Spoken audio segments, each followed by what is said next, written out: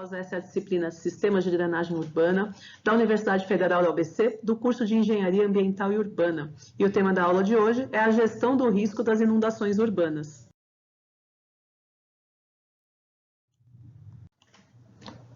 A abordagem de gestão do risco que a gente traz aqui é a abordagem que foi proposta inicialmente por Christian em 1999, que é uma abordagem fundamentada em três bases. O risco como uma componente, ele é composto por três componentes: a ameaça, a exposição e a vulnerabilidade.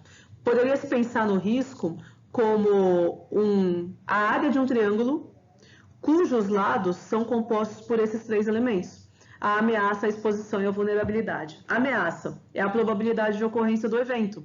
É aquela componente do risco sobre a qual a gente não tem gerência, a chuva. A gente não tem gerência sobre a chuva.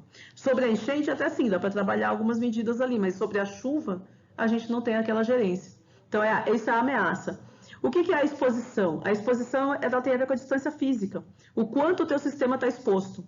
O quanto essas casas, essas ruas, essas pessoas estão próximas do rio que sofre a enchente. E a vulnerabilidade, ela tem a ver com o quanto o sistema está preparado para lidar com o evento, caso ele venha a ocorrer. Então, seria assim, deixa eu tentar ir passando aqui. Como é que a gente reduz a ameaça? A gente reduz a ameaça trabalhando as medidas estruturais. Não posso controlar a chuva, mas posso controlar a enchente. Eu posso fazer medidas estruturais para amortecimento da cheia, posso trabalhar na calha do rio, para reduzir a ameaça. E ao reduzir a ameaça, eu estou reduzindo o risco. Como é que a gente reduz a exposição? Trabalhando as medidas não estruturais. As medidas de planejamento e gestão do território, a não ocupação da área onde vai acontecer a enchente, onde tem uma probabilidade muito alta de acontecer a enchente. Aquelas áreas de tempo de recorrência menor, né, ou seja, de probabilidade maior, tempo de recorrência, o tempo médio, né, em que o evento é igualado ou superado. Então, a gente busca, na gestão de riscos de inundações, alcançar proteção para até 100 anos, para que as cidades estejam protegidas, mesmo para aquela cheia muito rara que acontece em média, historicamente, a cada 100 anos. E hoje em dia a gente sabe que não é assim que acontece. A gente tem áreas que estão em risco até para cheia cotidiana, até para a chuva de todo verão, área que sempre enche. E como que a gente age na vulnerabilidade? Trazendo mais proteção para aquela região. Seja por meio de sistemas de alerta, de monitoramento, de educação para o risco, de proteção das residências, com portas. Isso é reduzir a vulnerabilidade. Quer dizer, aquelas que permanecem na área de menor risco estão, no entanto, protegidas em função de uma redução de vulnerabilidade. E aí, considerando essas três componentes do risco, a ameaça, a exposição e a vulnerabilidade, a gestão do risco é um processo de etapas. É um processo cíclico. Se fala muito no processo antes, durante e depois, e com as medidas de mitigação dando suporte. O que é o antes do evento? A etapa de preparo. É emitir o alerta, é acionar os sistemas de proteção que tem na bacia, com portas, diques, é interditar áreas de risco, é fechar o túnel, é fechar a avenida que sabe que vai encher, é evacuar as pessoas, é retirar os bens, tirar os carros do estacionamento que você sabe que quando dá uma chuva vai encher. Com base no quê? No monitoramento, alerta. A previsão de chuva, está vindo uma previsão de chuva forte para um determinado bairro, você sabe que ali tem um supermercado, que o estacionamento é inundado, tirar os carros, tirar as pessoas. Então, isso é o que é feito antes. E durante o evento? É executar o plano de contingência. Acionar a defesa civil, prestar socorro às vítimas, operar os abrigos, operar os sistemas de proteção. E depois do evento, é a recuperação. Realocar as pessoas, restaurar as condições de escoamento, às vezes ficou danificado estruturalmente, rompe ponte, rompe dique, rompe barragem. Recuperar as áreas atingidas, restabelecer a normalidade das atividades. Esse conjunto das três etapas, ele tem uma sustentabilidade na medida em que ele tem por pano de fundo as medidas de suporte, ou as ações de mitigação, reduzindo vulnerabilidade, ameaça e exposição.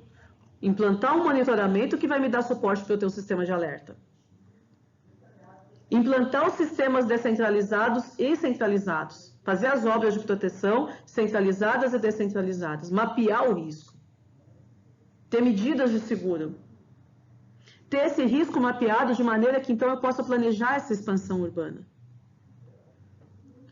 Então, a gestão do risco ela vem como um processo de etapas e de medidas que dão suporte a essas etapas serem executadas, tendo por objetivo a redução dos danos. Veja que eu estou falando em dano, não em prejuízo. O prejuízo é a quantificação monetária do dano. O dano ele vai muito além dos prejuízos. A gente classifica os danos aí para efeito de gestão do risco em tangíveis e intangíveis. O que são os danos tangíveis? Tangível, eu posso tocar, né? Posso mexer, posso pôr a mão. Eles podem ser quantificados, podem ser monetizados. E o que são os danos intangíveis? Os que não podem. Ou que é muito difícil, impreciso ou inviável quantificar esses danos. O dano tangível ele pode ser um dano tangível direto ou indireto. Direto é aquele dano que foi ocasionado pelo contato direto do bem ou da pessoa com a água da enchente. E o indireto é aquele que acontece em consequência de ter havido a enchente. Vamos dar exemplo para que tudo isso então fique. Danos tangíveis diretos, causados pelo contato direto da inundação com os bens. Danos às edificações, prejudicou a estrutura da casa, prejudicou no mínimo a pintura da casa. Danos aos veículos, entrou água no veículo. Aos bens de consumo em geral, aos equipamentos urbanos em geral. As doenças decorrentes do contato com a água contaminada, tem uma divergência aí na classificação como tangível direto ou indireto ou intangível, mas começa a haver um consenso aqui no sentido de que é um dano tangível direto, é uma consequência direta do contato da pessoa com a água de enchente. Aumenta o caso de leptospirose na UBS mais próxima, ou de doenças de diarreias.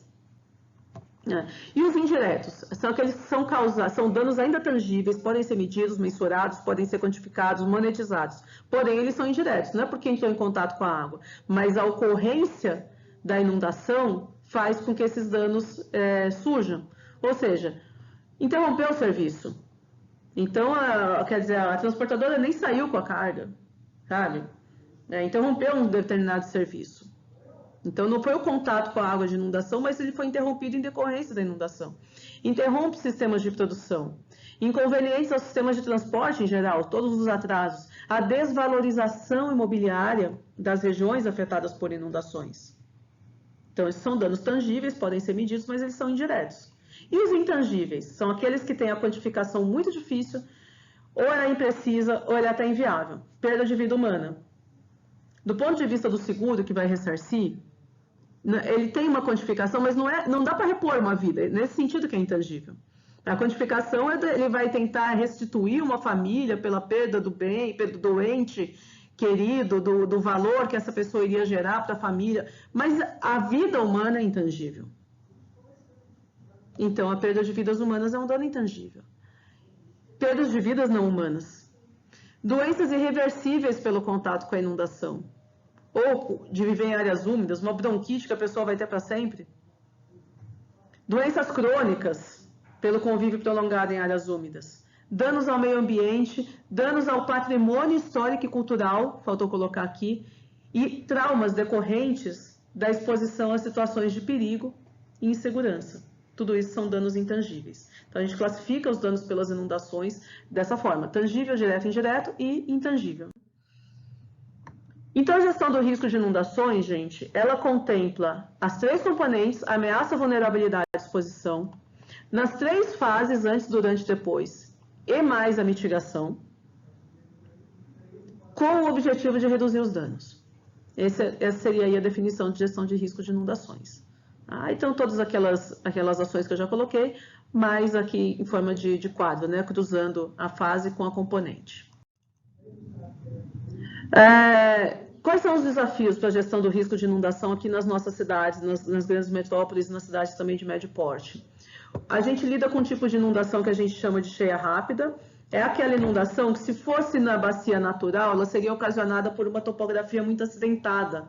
Aí a cheia se forma de maneira muito rápida. Não é o nosso caso, não é que a topografia... Às vezes até é a topografia acidentada, mas não é por isso que as nossas cheias são rápidas. É porque os nossos escoamentos são rápidos devido a altas taxas de impermeabilização, canalizações dos córregos urbanos em seções certificadas com escoamento rápido. Nós produzimos artificialmente em bacias que muitas vezes são planas, que não têm condições naturais tão propícias à formação de enchente, mas nós produzimos artificialmente a condição de cheia rápida. Então, isso diminui muito o tempo de resposta. Aquele antes, durante e depois, o antes fica com muito pouco tempo para acontecer. E até o durante. Carência de dados. Gestão do risco passa necessariamente por mapeamento da inundação.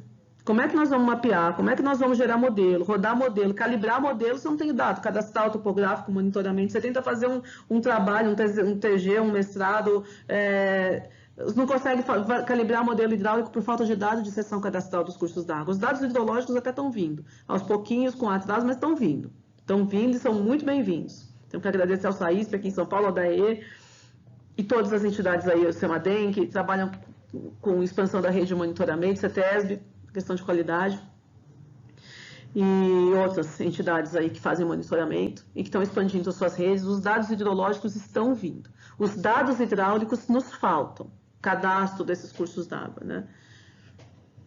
Poucas regiões contam com esse monitoramento hidrometeorológico integrado com o sistema de alerta. Muito lixo transportado pelos cursos d'água, muitos contaminantes nas águas de escoamento superficial. Isso aumenta o risco pelo contato com as águas de enchente. Os sistemas viários, nem se fale, fundamentados em vias de fundo de vale, aumenta o risco das pessoas serem surpreendidas pela enchente no trajeto. Uma enchente é muito rápida. Quem já passou por uma enchente? Se você está no seu carro, trânsito parado, ou no ônibus, no transporte, na moto, trânsito parado, está vendo o rio subir? Vai embora. Larga o veículo e vai embora, porque esse rio vai transbordar e você vai perder o tempo de ação. É muito rápido.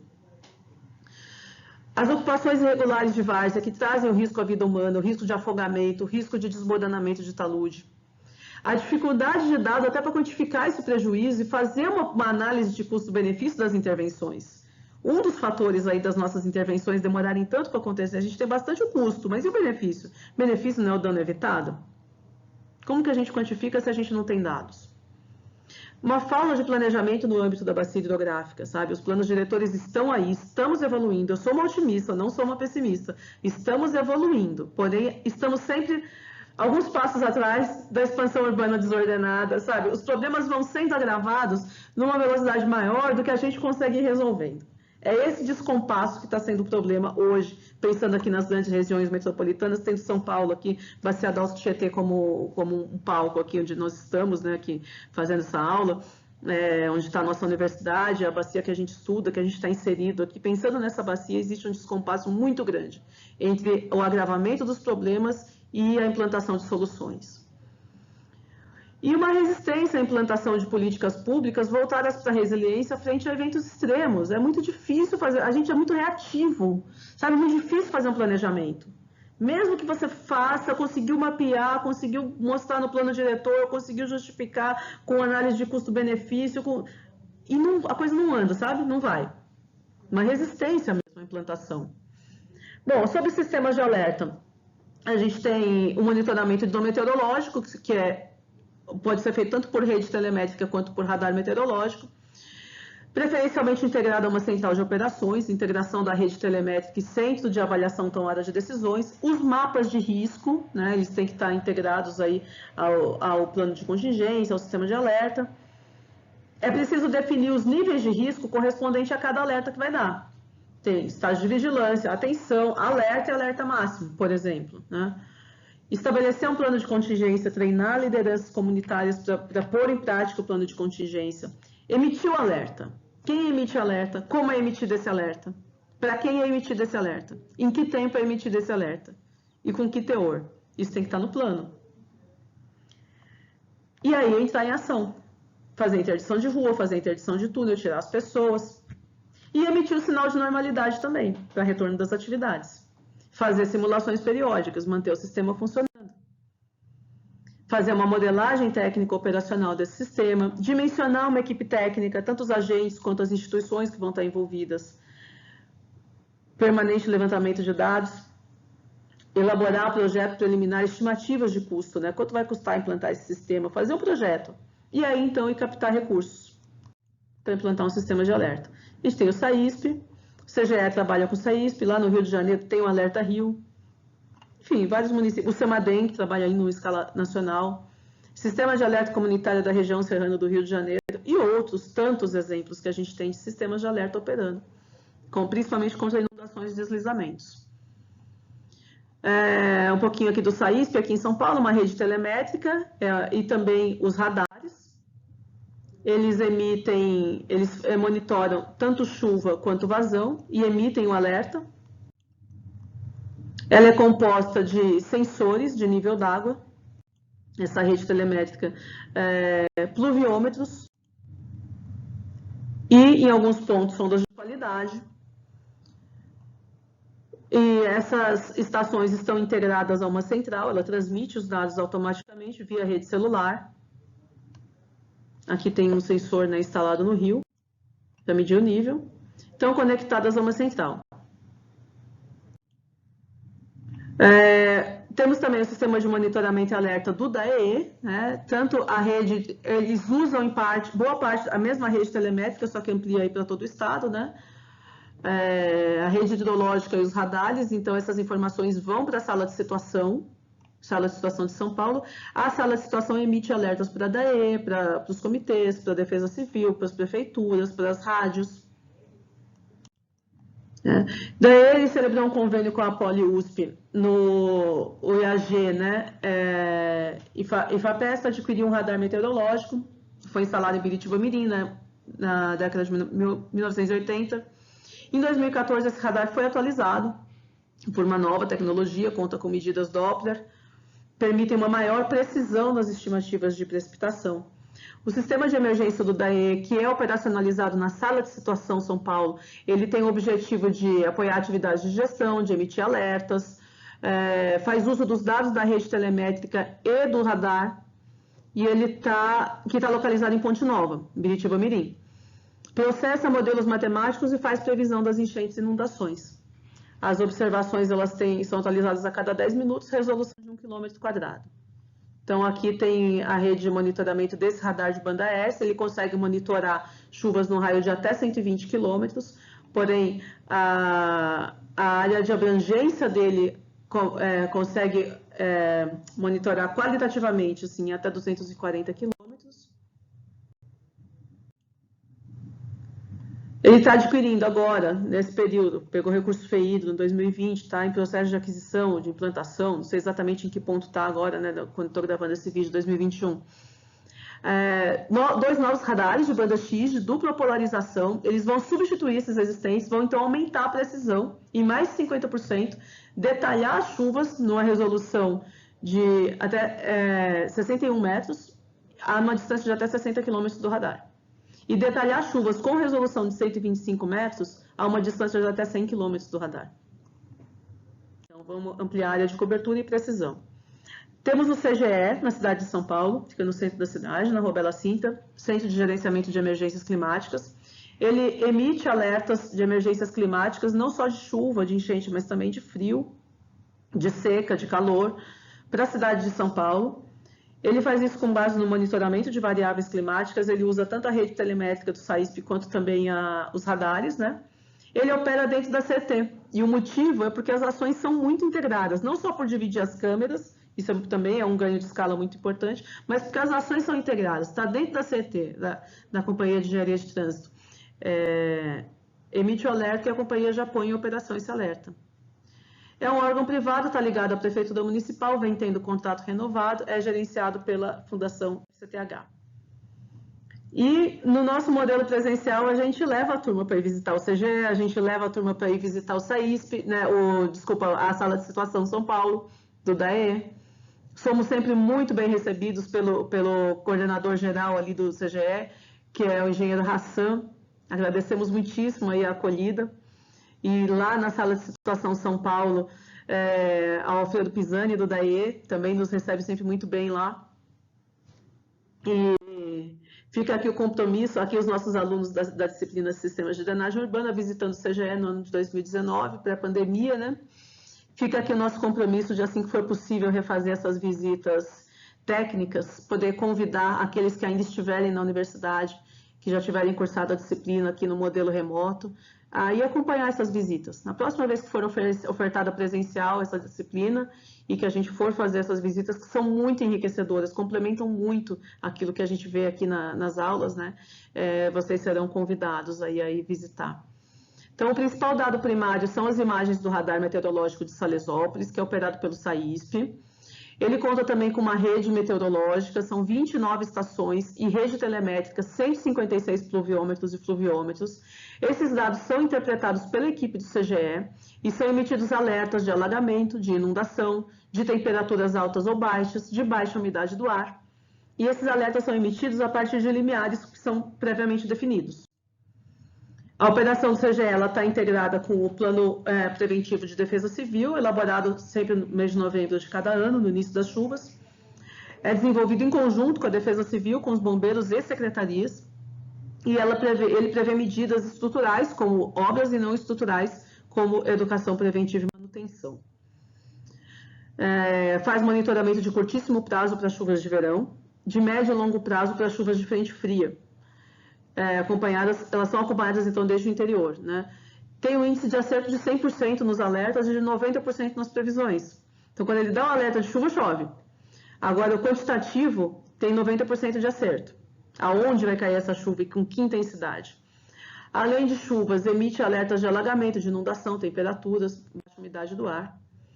Então, assim, falando em gestão de risco de inundação, o principal é a gente ter em mente que é um conjunto de ações integradas em diferentes fases, no antes, no durante e no depois, e em diferentes componentes, na ameaça, na vulnerabilidade e na exposição. E que envolve, dentro de cada uma dessas etapas e fases, diferentes agentes. Por isso, a necessidade de um plano. Hoje, a gente erra muito em drenagem urbana e não pensar o problema do ponto de vista da gestão do risco. Seria um erro dizer que a gente absolutamente não faz isso, mas estamos evoluindo, mas há ainda muito que progredir nesse sentido. Agradeço novamente a atenção de vocês, muito obrigada e até a próxima.